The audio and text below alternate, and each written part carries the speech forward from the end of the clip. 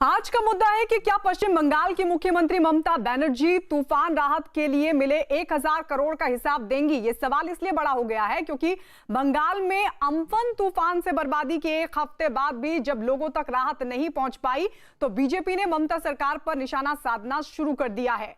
TV screen पर 3 तस्वीरें हम आपको दिखाएंगे, लेकिन उससे पहले आपको बता दें, लगातार बीजेपी ममता बनर्जी सरकार पर हमलावर है और ये सवाल उठा रही कि जो 1000 करोड़ का पैकेज केंद्र की तरफ से राज्य को दिया गया, क्या उसका हिसाब ममता सरकार देगी।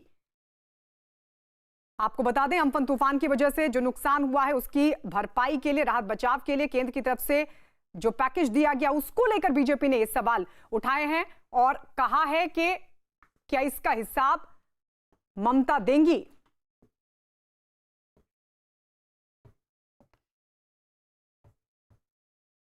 टीवी स्क्रीन पर 3 तस्वीरें हम आपको दिखाने जा रहे हैं, जिनमें एक तरफ पिछले हफ्ते आए अम्फन तूफान से बर्बादी की तस्वीर आपके सामने है, तो बीच में प्रधानमंत्री के बंगाल दौरे की तस्वीरें, जिस दौरे के अगले ही दिन पीएम ने 1000 करोड़ रुपए की मदद भेज दी। तीसरी तस्वीर है बीजेपी के सवालों में घिरी ममता बनर्जी की। बीजेपी सवाल उठा रही है कि 1000 करोड़ तो बंगाल सरकार को मिल गए, लेकिन आम लोगों तक अभी तक क्यों राहत नहीं पहुंची है। तो 3 तस्वीरें और इन 3 तस्वीरों के जरिए अब बीजेपी की तरफ से यह सवाल उठाया जा रहा है कि क्या 1000 करोड़ का हिसाब देंगी ममता बनर्जी। केंद्र की तरफ से 1000 करोड़ का पैकेज दिया गया है राहत और बचाव के लिए पश्चिम बंगाल को।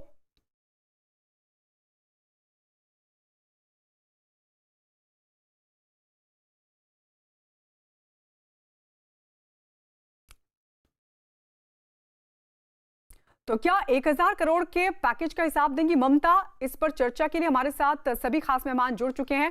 हमारे सहयोगी कोलकाता से आशिका सिंह हमारे साथ हैं, बीजेपी से राजीव जेटली हमारे साथ जुड़ चुके हैं, कांग्रेस के नेता भी जुड़ेंगे, लेकिन साथ ही आपको बता दें टीएमसी समर्थक बादल देवनाथ भी हमारे साथ जुड़ चुके हैं।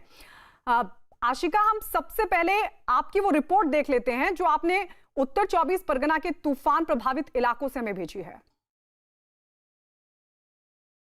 तूफान भले ही गुजर गया हो, लेकिन अपने साथ न जाने कितने घरौंदों की छतों को उड़ा ले गया है। उत्तर 24 परगना में इस समय मैं हूँ। इस घर की छत अब नहीं रही, अम्फन की भेंट चढ़ चुकी है।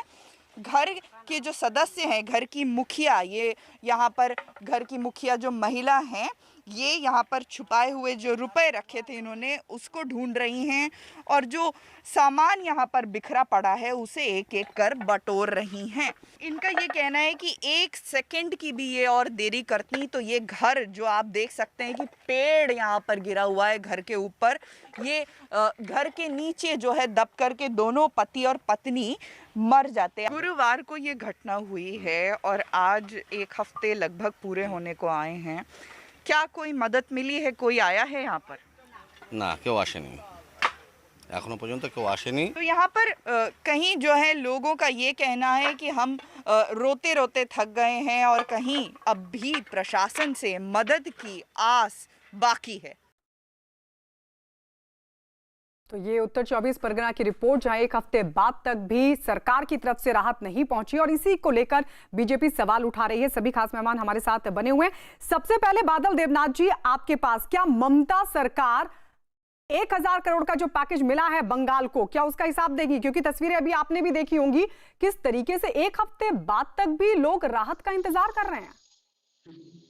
1000 करोड़ मिल गया, आपके पास कोई डॉक्यूमेंट्स है डॉक्यूमेंट्स?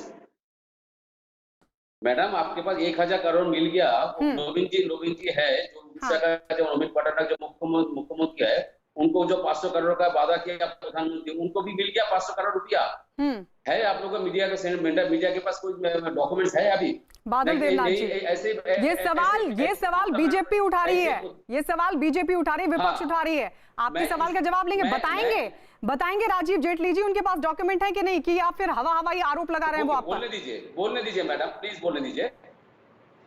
इसीलिए मैं कहना चाहता हूँ, उदय भाजपा का जो लीडर है, जो आपकी चैनल पे अभी जो प्रवक्ता बैठे हुए, भाजपा के जो प्रवक्ता बैठे हुए, उन लोगों के पास गवर्नमेंट का जो सेंट्रल गवर्नमेंट का जो काम होता है, जो सीक्रेट जो काम होता है, ऐसे कैसे पार्टी लोगों के पास मिल जाता है।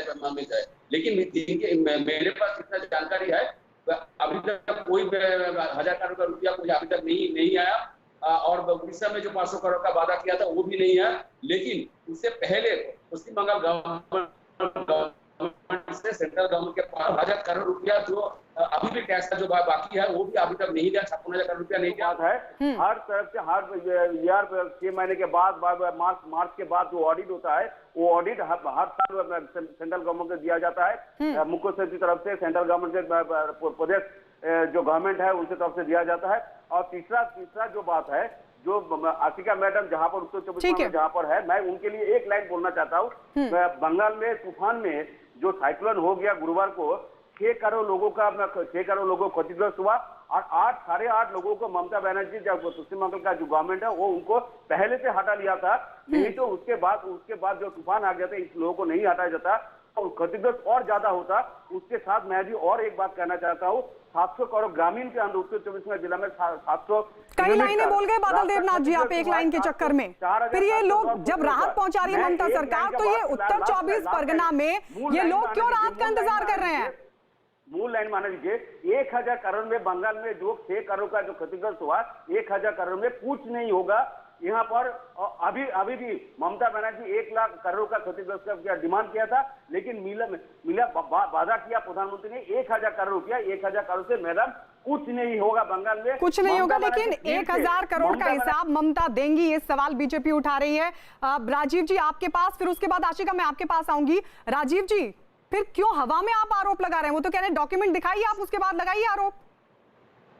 देखिए, मैं तो कहता हूं ममता जी को बोलिए कि सार्वजनिक बयान दे दें कि मुझे पैसा नहीं मिला 1000 करोड़ रुपए। हम तो हिसाब मांग रहे हैं उस बात का। और दिक्कत यहाँ पर ये नहीं है, दिक्कत यहाँ पर ये है, सीरी से लेके सिलीगुड़ी तक जनता सड़कों पर आ गई है, सड़कें जाम कर दी गई हैं, वहां बिजली नहीं आ रही है, 5 दिन से प्रशासन सोया हुआ है। वहां के लोग ये इल्जाम लगा रहे हैं टीएमसी के वर्कर राशन बेच करके खा रहे हैं, राशन चोरी कर रहे हैं। ये हम नहीं कह रहे, ये वहां की जनता इल्जाम लगा रही है कि राशन तक बेच के खा गए। आज इतना मिसमैनेज हो चुका है वेस्ट बंगाल की, इनके पास जवाब नहीं है, जवाब किसी भी बात का नहीं है। 1000 करोड़ का तो देना नहीं चाहते, लेकिन जो स्टेट एडमिनिस्ट्रेशन है जिसको कार्य करने हैं, डायबिटिक लोगों को दवाई नहीं मिल रही है, वहां पे जो पेशेंट है उनको दवाई नहीं मिल रही। चलिए, आपके आरोप कितने सही है? हमारे सहयोगी आशिका सिंह जो लगातार वहां से आ रहे हैं, राजीव जी आपके पास आ रहे हैं आपके पास। आशिका आप बताइए वहां की रिपोर्ट क्या है, क्योंकि आप लगातार वहां पर कवर कर रही हैं, आपने तमाम चीजों को बड़े नजदीक से देखा है। बिल्कुल, एक तो सबसे पहले मैं ये भी कहूंगी कि ये जो 3 तरफा मार राज्य झेल रहा है, एक तरफ कोरोना, दूसरी तरफ ये प्रवासी मजदूर और तीसरी तरफ अम्फन से, जैसा कि मुख्यमंत्री ने बताया 6 करोड़ लोग प्रभावित हुए, बहुत बड़ा आंकड़ा है। लेकिन यहाँ पर सवाल, मैं जैसे कि कागज की डिमांड कर रहे थे बादल देवनाथ, तो बादल दा से मैं ये भी मांग करूंगी कि वो कागज भी दिखा दें जिसमें ये लिखा हो कि राज्य में सब जगह हर घर में बिजली आ गई है, या फिर कलकत्ता भर में ही बिजली आ गई है, यही कागज दिखा दें।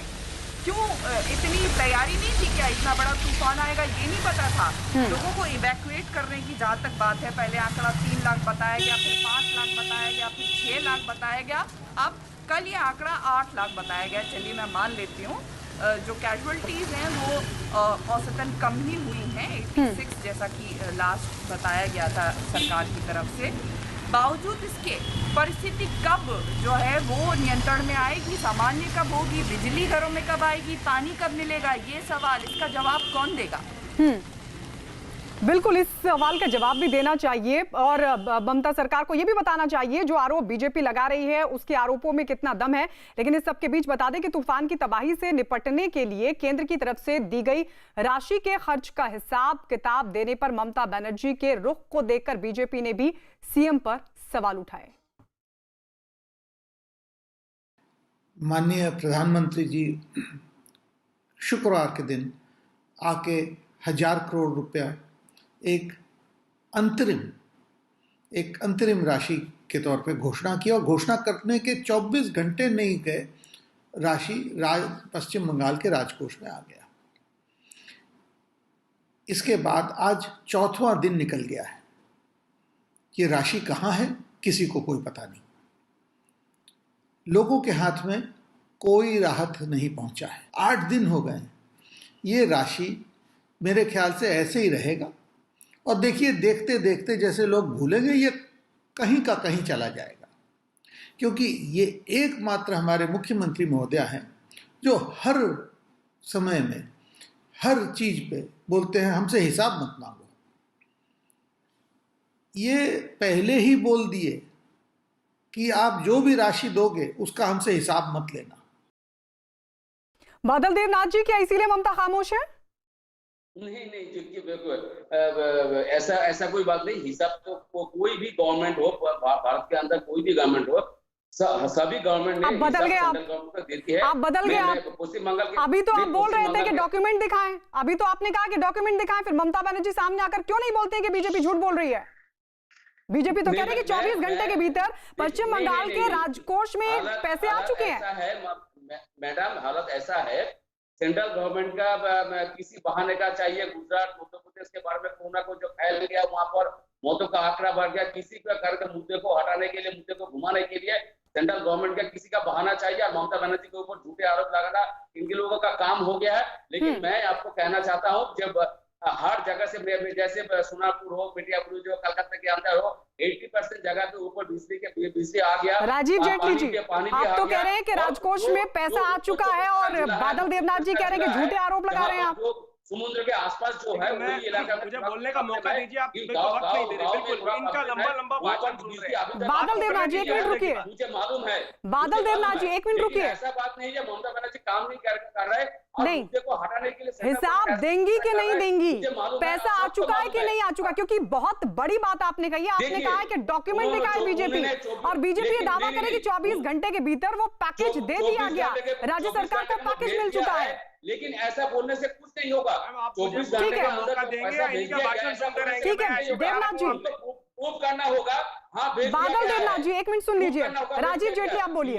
नवीन गवर्नमेंट उड़ीसा में चलो ठीक है, राजीव जी आपके पास आ रहे हैं, जरा आम लोगों की राय क्या है, आम लोगों की राय क्या है वो जरा एक बार देख लेते हैं। कोलकाता से लेकर उत्तर 24 परगना और दक्षिण 24 परगना तक कई जगह लोग तूफान गुजर जाने के 1 हफ्ते बाद भी राहत का इंतजार कर रहे हैं। सुनते हैं लोगों ने क्या कुछ कहा। कैसे जान बचाई?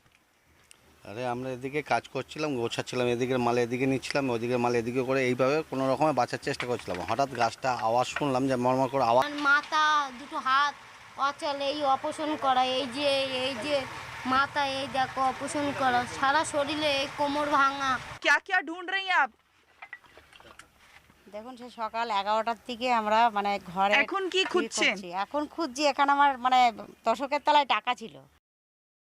मुख्यमंत्री ममता बनर्जी ने केंद्र सरकार पर संकट के समय में राजनीति नहीं करने की अपील की और एक साथ तूफान और कोरोना की मार के लिए राज्य को तैयार रहने की बात कही।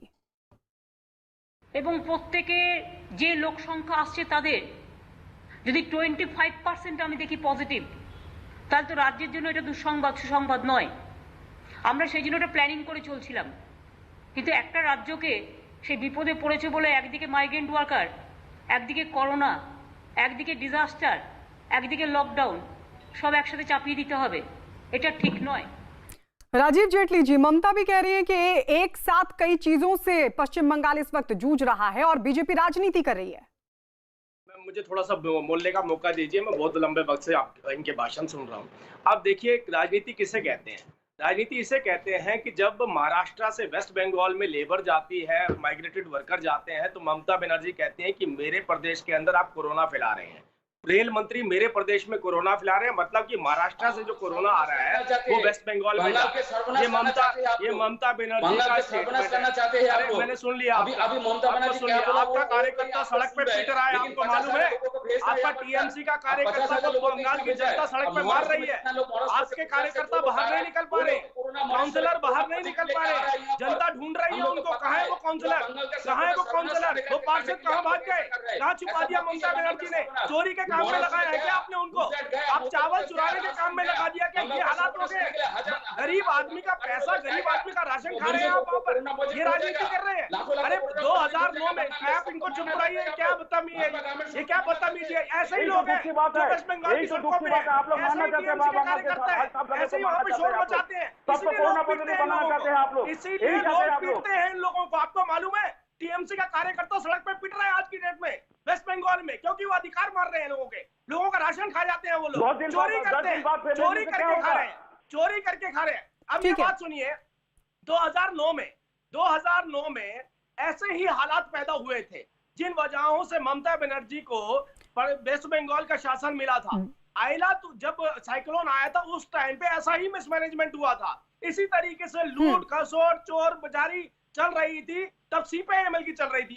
ऐसा नहीं होता है, बेहद चिंतापूर्ण बात यह है कि केवल चोरी, सीनाजोरी और राजनीति और अपने ही प्रदेश की। ठीक है राजीव जी, बादल देवनाथ जी, लेकिन सवाल तो ये खड़ा हो रहा है कि अगर पैसा नहीं मिला है तो ममता बनर्जी क्यों नहीं सामने आकर बोलती हैं, क्यों आखिर चुप्पी साधे हुए हैं? इस बीच आशिका की एक और रिपोर्ट देख लेते हैं। बादल देवनाथ जी, एक और रिपोर्ट देख लेते हैं हमारी सहयोगी आशिका की, जो उन्होंने उत्तर 24 परगना से भेजी है। क्या हवाएं थी कि उजड़ा प्यार का वह आशियाना, न जाने कितने आशियान बर्बाद हो गए। कहीं कोई अपने टूटे हुए खिलौनों के लिए रो रहा है तो कोई टूटे हुए छत के आंसू बहा रहा है। क्या हुआ था उस दिन? ওই ঝড় এসেছিল, ঘরের ওই চাল টাল উড়ে গেছে, ভেঙে গেছে বলে আমরা ওই পাশের বাড়ি গিয়ে রাত্রে। ये कहानी एक नहीं अनेक घरों की है। उत्तर 24 परगना, दक्षिण 24 परगना, पूर्वी मिदनापुर, ये वो जिले हैं जो इस तूफान से सबसे ज्यादा प्रभावित हुए हैं। वहीं बीजेपी नेता राहुल सिन्हा ने भी ममता बनर्जी पर निशाना साधा और उन्हें सरकार चलाने में नाकाम बता दिया। तो सरकार का है क्या?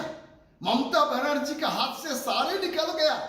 आज जनता में क्षोभ है, सरकार का अंदर क्षोभ है और विस्फोट अभी मंत्रिमंडल में भी हो गया। ऐसा स्थिति आज बंगाल में हुआ, जो ममता का हाथ का बाहर अपना मिनिस्टर लोग भी चला गया। कैसे सरकार चलाएंगे? इस सरकार को पर जनता का कोई आशा भरोसा नहीं है। इसीलिए मैं समझता हूं इस पश्चिम बंगाल में अभी ममता का कोई जरूरत नहीं है। बंगाल को बचाने के लिए मोदी जी का जरूरत है और मोदी सरकार को आना चाहिए। ममता बनर्जी और केंद्र के बीच चल रहे विवाद का असर महाराष्ट्र में फंसे पश्चिम बंगाल के मजदूरों पर पड़ रहा है, जो पश्चिम बंगाल लौटने की आस में दहिसर इलाके में जुटे हैं। महाराष्ट्र के बाद अब केंद्र सरकार और बंगाल सरकार के बीच विवाद बढ़ गया है। बंगाल की मुख्यमंत्री ममता बनर्जी ने केंद्र सरकार पर आरोप लगाया है कि रेलवे अपनी मर्जी से बंगाल के लिए ट्रेनें छोड़ रही है, लेकिन इस विवाद में सबसे ज्यादा असर मुंबई में फंसे बंगाल के मजदूरों पर पड़ रहा है, जो कि इन्हें ये जानकारी नहीं मिल रही कि कोई ट्रेन भी बंगाल जाएगी या नहीं जाएगी, और इसलिए यहाँ पर दहिसर चेकनाके पर इकट्ठा हुए हैं। यहाँ से बस जो है उन्हें बॉर्डर तक छोड़ेगी और फिर वहां से दूसरी बस जो है बॉर्डर तक लेके जाएगी।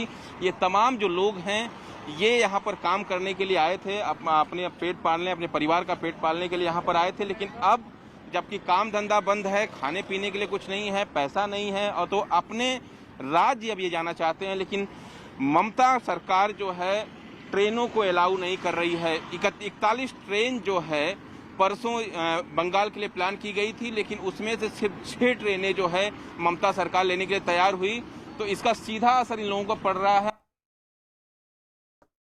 बादल देवनाथ जी, बीजेपी के आरोप राजनीतिक हो सकते हैं, लेकिन आशिका ने जो रिपोर्ट दिखाई, उधर जो तूफान प्रभावित लोग हैं वो मदद का इंतजार कर रहे हैं, उधर महाराष्ट्र में मजदूर इंतजार कर रहे हैं कि उन तक सरकार कोई संदेश पहुंचाए कि उनको बुलाया जा रहा है कि नहीं बुलाया जा रहा है, और आप कह रहे हैं कि ममता बनर्जी ठीक काम कर रही हैं।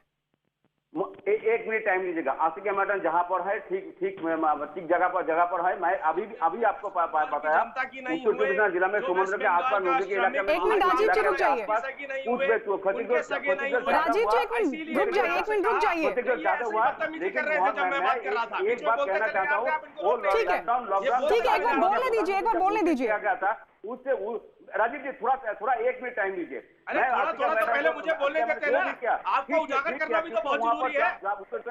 देश के सामने वेस्ट बंगाल के सामने तो उजागर हो चुके हैं। सेंट्रल गवर्नमेंट मालूम है, लेकिन मुंबई से जब लॉकडाउन लागू हुआ, प्रधानमंत्री जी को मालूम नहीं था 14 करोड़ के ऊपर लोग बाहर है, प्रवासी श्रमिक बाहर है।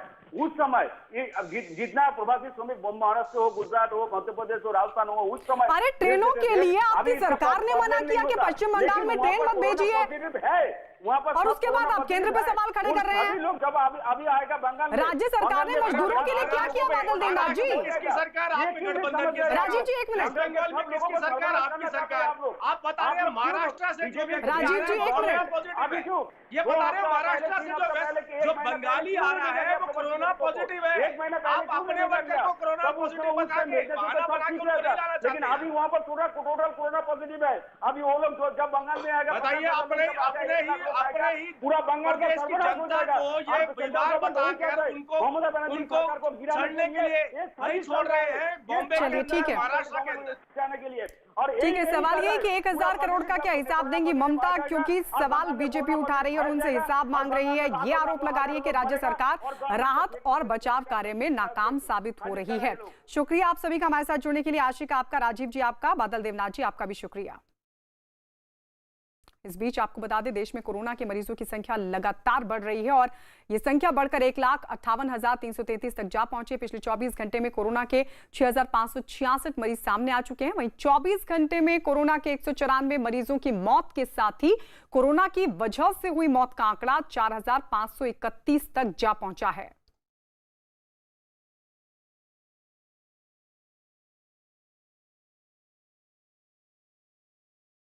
देश के ज्यादातर राज्य कोरोना वायरस से जूझ रहे हैं, लेकिन इनमें कुछ राज्य ऐसे हैं जहां कोरोना की चपेट में आने वाले मरीजों की तादाद लगातार बढ़ रही है और वहां कोरोना के मरीज भी बहुत ज्यादा हैं। सबसे ज्यादा जो खराब हालात हैं वो महाराष्ट्र में हैं, जहां पर कोरोना मरीजों की संख्या लगातार बढ़ती जा रही है। वहां पर मरीजों की तादाद 56,500 के पार पहुंच चुकी है। कोरोना से जूझ रहे राज्यों में तमिलनाडु दूसरे नंबर पर है, जहां अब तक कोरोना के मरीजों की संख्या 18,000 के पार जा पहुंची है। वहीं कोरोना मरीजों की संख्या के मामले में तीसरे नंबर पर दिल्ली है, जहां 15,257 मरीज हो चुके हैं। गुजरात चौथे पायदान पर, जहां कोरोना मरीजों का आंकड़ा 15,000 के पार पहुंच गया है। और 5वें नंबर पर है राजस्थान, जहां कोरोना मरीजों की संख्या 7,703 तक जा पहुंची है।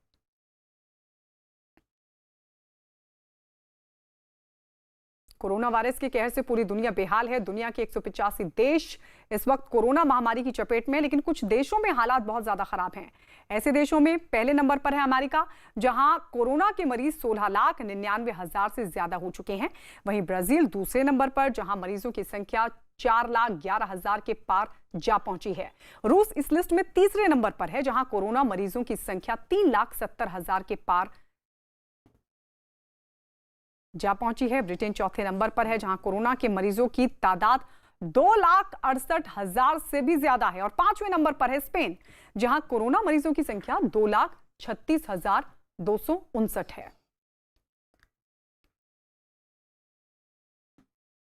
भारत चीन लद्दाख सीमा विवाद पर संयुक्त राष्ट्र महासचिव ने भारत और चीन से तनाव बढ़ाने से बचने की अपील की है। संयुक्त राष्ट्र महासचिव ने कहा है कि वो भारत और चीन की मौजूदा स्थिति पर लगातार नजर बनाए हुए हैं। वहीं अमेरिकी राष्ट्रपति डोनाल्ड ट्रंप के भारत चीन के बीच मध्यस्थता वाले बयान पर यूएन महासचिव ने कहा कि इस बारे में दोनों देशों को फैसला लेना है। तो सीमा विवाद पर यूएन का यह बयान, यूएन के तनाव बढ़ाने से बचने की अपील की गई है। इस बीच आपको बता दें, अमेरिका की तरफ से दोनों देशों के बीच मध्यस्थता का ऑफर दिया गया था। इस पर यूएन ने कहा है कि ये दोनों देशों को इस पूरे मामले पर फैसला लेना है।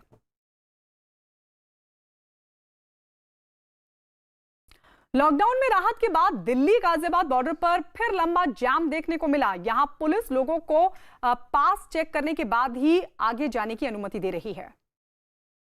इस वक्त मैं मौजूद हूं दिल्ली गाजियाबाद बॉर्डर पर और दिल्ली गाजियाबाद बॉर्डर आज भी सील है। आप देख सकते हैं तस्वीरों में कि कि यहाँ पर जो यूपी पुलिस के जो अधिकारी हैं वो लगातार गाड़ियों को चेक कर रहे हैं और किस तरीके से एक गाड़ी के पास यहाँ पर पास नहीं है वो अंदर गाजियाबाद में एंट्री करने की कोशिश कर रहा है और किस तरीके से जो यूपी पुलिस के जो अधिकारी हैं उससे कह रहे हैं कि वो आगे नहीं जा सकते क्योंकि इनके पास पास नहीं है, लिहाजा उनकी गाड़ी को आप देख रहे हैं किस तरीके से गार्ड करके साइड में लगवाया जा रहा है यहाँ पर। और यूपी पुलिस के अधिकारी यहाँ पर देखिए किस कदर यहाँ पर मौजूद है, लगातार वो बातचीत कर रहे हैं। यहाँ पर आपको कहाँ जाना है? स्कूल में जाना है, नाम बता। मैडम कहाँ जाना है आपको?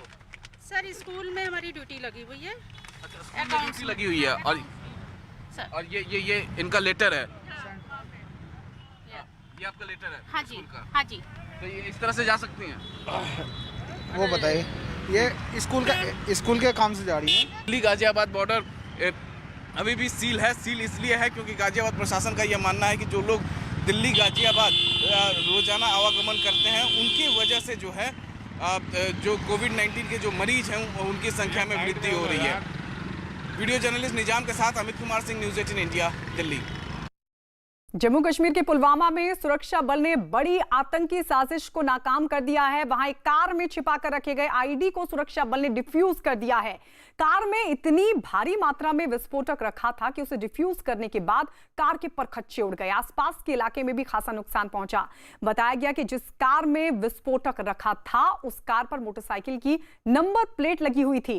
कार में विस्फोटक मिलने की जांच एनआईए को सौंपी जा सकती है। लेकिन ये तस्वीर हम आपको दिखा रहे हैं जब डिफ्यूज किया गया था इस आईडी को, कितनी ज्यादा मात्रा में आईडी रखा गया था। जब इसे डिफ्यूज किया गया तो कार के भी परखच्चे उड़ गए। अब सोचिए अगर इसका इस्तेमाल साजिश को अंजाम देने में कर दिया जाता, अगर यह साजिश नाकाम ना होती तो कितना बड़ा नुकसान हो सकता था। रिफत अब्दुल्ला हमारे सहयोगी जुड़ गए हैं। रिफत, अब और क्या जानकारी मिल पा रही? ये कार जहां से मिली है वो किस तरीके का इलाका था और क्या ये पता चल पा रहा है कि वहीं पर इस साजिश को अंजाम देने की योजना थी या फिर प्लान कुछ और था? देखिए गायत्री, अभी मामले की तहकीकात चल रही है, लेकिन एक पार्कड कार थी और उसके बाद जब सुरक्षा बलों को पता चला है कि वहां उसमें आईडी रखी गई है, क्योंकि सुरक्षा बलों का यह कहना है कि पहले ही उनके पास, जिस तरीके से पुलिस ने भी ट्वीट किया कि पहले ही उनके पास इनपुट्स थे और उन इनपुट्स को फॉलो किया जा रहा था। और अगर इनपुट्स के हिसाब से देखें तो फिर उन्होंने स्पेसिफिक इंफॉर्मेशन मिली होगी पुलिस, सीआरपीएफ या आर्मी को, उसके बाद वो फॉलो कर रहे थे। लेकिन जिस तरीके से ब्लास्ट हो रहा है आप देख सकते हैं, ये कंट्रोल ब्लास्ट है। पहले उस एरिया को जो है किसी को रखा नहीं गया, किसी शख्स को, सबको कहा गया है कि वो अलर्ट रहे, लेकिन कुछ घर वहां पे जरूर हैं इर्द गिर्द जिनको काफी नुकसान पहुंचा है इस ब्लास्ट की वजह से। तो पूरी कार को उड़ा दिया गया। हो सकता है कि आईडी को बाहर निकालना बहुत मुश्किल होता, तो उस पूरी कार में जो है जो धमाका हुआ उसकी वजह से पूरे एरिया में आवाज सुनी गई और पूरे एरिया में जो है ये कहा जा सकता है कि पूरा हिल गया वो सब एरिया। तो उससे आसपास के घरों को नुकसान पहुंचा है। लेकिन सबसे बड़ी बात यह है, जिस तरीके से आपने कहा कि क्या कोई साजिश अंजाम दी जा सकती थी, तो ये अगर मिलिटेंटों की तरफ से इसमें रखी गई थी, तो अगर ये कहीं पे भी ब्लास्ट होता तो आप अंदाजा लगाइए कितना नुकसान हो सकता था। ये जो कंट्रोल ब्लास्ट है इसमें इतना नुकसान हो गया, और ये अगर कहीं पे टारगेट पे लग जाती, अगर सुरक्षा बलों को निशाना बनाया जाता या किसी कैंप में फिदाइन अटैक किया जाता या किसी कैंप के गेट पे फिदाइन अटैक किया जाता, तो वहां पे बहुत ज्यादा नुकसान हो सकता था। पुलिस का कहना है कि एक बड़े हादसे को या एक बड़े आईडी ब्लास्ट को जो है वो रोका गया। सवाल उठ रहा है कि जहां से ये कार मिली है, क्या शुरुआती जांच में ऐसा लग रहा है कि क्या उसी इलाके को टारगेट किए जाने की योजना थी? वहां पे किसी चश्मदीद ने देखा इस कार को वहां पर किसी को पार्क करते हुए, या कब से ये गाड़ी वहां पर खड़ी हुई थी, इस बारे में कोई जानकारी मिल पा रही है? देखिए, जिस तरीके से पुलिस ने कहा कि उनके पास इनपुट्स थे कि ऐसा हो सकता है या कार में एक्सप्लोसिव्स भरे जा रहे हैं, हो सकता है उनको किसी ने खबर दी हो और उसके बाद इस कार को रेडी किया गया हो, और उसके बाद जब जानकारी मिली सुरक्षा बलों को, उन्होंने इस कार को स्पॉट किया और उसके बाद इसको डिस्ट्रॉय किया गया। तो ऐसा हो सकता है कि अब जांच की जाएगी कि कहाँ पे इस तरीके का मंसूबा बनाया गया, कहाँ इस पे सामान, जो खासतौर से आईडी है, जो बारूदी मवाद है, वो कहाँ पे इसमें भरा गया और क्या साजिश थी, क्या कुछ होने वाला था, क्या किसी कैंप पे अटैक करना था, क्या सुरक्षा बलों की कॉन्वॉय को अटैक करना था। ये अब जांच का मामला है। हो सकता है कि एनआईए को भी जांच के लिए बुलाया जाए, ऐसा पॉसिबिलिटी रहती है इस तरह के धमाकों में। आपको मालूम है कि जो पुलवामा में अटैक हुआ था, जो लेथपोरा पुलवामा में, उसमें तकरीबन 40 सीआरपीएफ के लोगों की जान गई थी। एक बहुत बड़ा अटैक था, पिछले 30 साल का सबसे बड़ा अटैक माना है उसको, लेकिन जिस तरीके से इस कार में भी बहुत ज्यादा एक्सप्लोसिव बड़ा हुआ था, क्योंकि जिस तरीके से धमाका हो रहा है या जिस तरीके से आसपास के एरियाज में नुकसान हुआ है, आप अंदाजा लगाइए कि एक इलेक्ट्रिक ट्रांसफार्मर जो इंस्टॉल किया गया था, जब ये धमाका हुआ इलेक्ट्रिक ट्रांसफार्मर उस इंस्टॉलेशन साइट से गिर गया, तो इससे अंदाजा लगाया जा सकता है कि धमाके की शिद्दत क्या है। तो ये क्या पाना मुश्किल है कि टारगेट कौन सा था, साजिश क्या थी, या कहाँ पे किसको निशाना बनाना था, लेकिन ये बात जरूर है कि बहुत ज्यादा बारूदी मवाद इस कार में था, जिसकी वजह से इतना बड़ा धमाका हुआ। वैसे किस तरीके का इलाका है जहां से कार मिली है और कितनी बड़ी आबादी यहाँ पर रहती है? कार की कुछ डिटेल पता चल पाई है? हालांकि गलत नंबर लगाकर ये कार वहां पर पार्क की गई थी। देखिए, ये एक सेंट्रो कार है, जिस तरीके से ये फोटो में भी दिख रहा है, साइड में कहीं पे पार्किंग पे थी। और दूसरा ये कि इस पे जो नंबर प्लेट लगा था वो 08 है, जेके 08, वो यहाँ का नहीं है बल्कि कठुआ का बताया जा रहा है, कठुआ डिस्ट्रिक्ट का जो जम्मू सूबे का है। हो सकता है कि कोई भी नंबर चूज किया गया हो और उस पर लगाया गया हो और वो नंबर जो है मैच हो रहा है किसी मोटरसाइकिल के साथ, यानी कि 2 व्हीलर का नंबर जो है कार पे लगाया गया था, तो सिंपली ये फेक नंबर प्लेट है। तो अब यही देखना होगा कि किसने इसको कार को वहां पे लेकिन रखा क्या इससे और भी कोई सुराग आगे लग क्या सकता है? बाइक का जो नंबर लगाया गया था, क्या इससे भी कोई सुराग मिल सकता है? देखिए, वो क्या पाना मुश्किल है, क्योंकि कोई भी अगर कोई फेक नंबर प्लेट बनाता है तो कोई भी नंबर लगा दिया, तो ऐसा पॉसिबिलिटी कम है, क्योंकि किसी का भी नंबर लग गया उसका मतलब ये नहीं है कि वो कहीं पे इन्वॉल्व हो सकता है इसमें, क्योंकि नंबर किसी का लगेगा तो वो खुद अपना नंबर नहीं लगाएगा। तो ऐसे में ये कह पाना मुश्किल है कि क्या कोई उससे कोई सुराग मिल पाएगा, क्योंकि किसी और डिस्ट्रिक्ट का नंबर, किसी और और जाहिर सी बात है कि जब फेक नंबर प्लेट लगाया जाएगा तो तभी किसी और चीज का नंबर आएगा, यानी मोटरसाइकिल का नंबर कार पे। तो मुझे नहीं लगता कि उसके साथ इसका कोई लिंक हो सकता है। तो आप देखना होगा कि किसने लगाया, किसने ये साजिश की, किसने ये आईडी इसमें भरा, तो ये देखने वाली बात होगी। इसमें इन्वेस्टिगेशन अब हो जाएगी और उसके बाद ही पता चल पाएगा कि आखिर टारगेट क्या था और क्यों इसमें आईडी फिट की गई थी। बिल्कुल, तो ये टारगेट क्या था, साजिश क्या थी, किसकी ये साजिश थी? क्योंकि कहा यह जा रहा है कि एनआईए को इस पूरे मामले की जांच सौंपी जा सकती है।